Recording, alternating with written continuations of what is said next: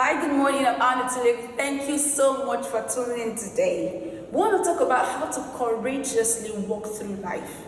I know we all have fears, we all have challenges, but there are a lot of things that we have to still achieve in spite of the fear that we feel on our inside.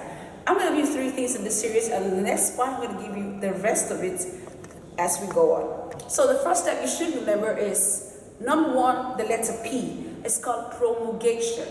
To promulgate is to declare aloud, to openly say, this is what will happen, this is what will be. Take for instance, when David and Goliath had that issue right there on the mountain with everyone that was watching, you know what David did? He declared, hey Goliath, I will cut off your head. When he said that, he had no sword. Who had the sword? It was Goliath. But he promulgated, he declared openly, I will do this. Now when a challenge comes in front of you, that's not the time to say, oh my God, I am dead. Oh my God, what would I do? You have to declare with your mouth what result you want to see. Are we clear on that? Great. Number 2, recognition. This means to see and seize opportunities. In the book of 1 Samuel, we were talking about the story of David and Goliath. When David threw what's it called, the pebble, when he shot the sling, and the pebble hit Goliath on his head, and he fell. David saw that as an opportunity to take on that which he had declared. At first he said, I will cut off your head.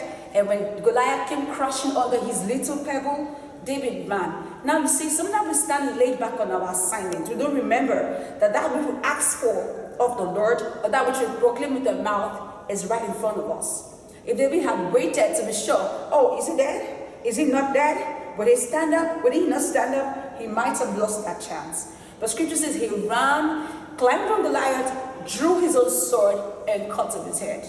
Somebody say recognize.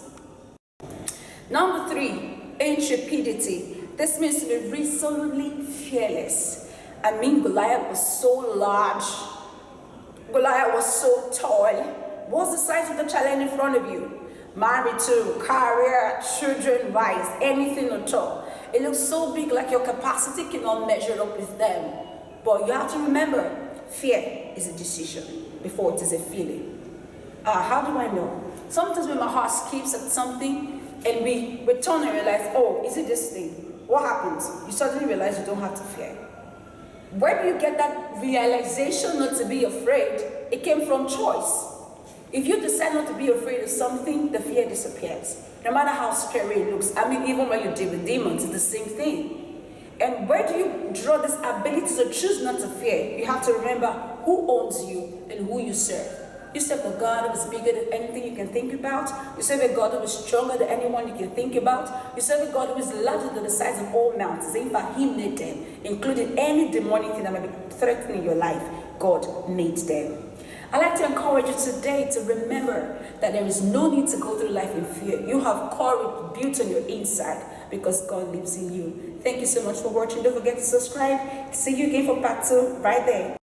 Thank you. Don't forget to subscribe on my channel right now. Hit the subscribe button. And we're going to have to see part 2 immediately. You check the link right below. God bless you. I love you.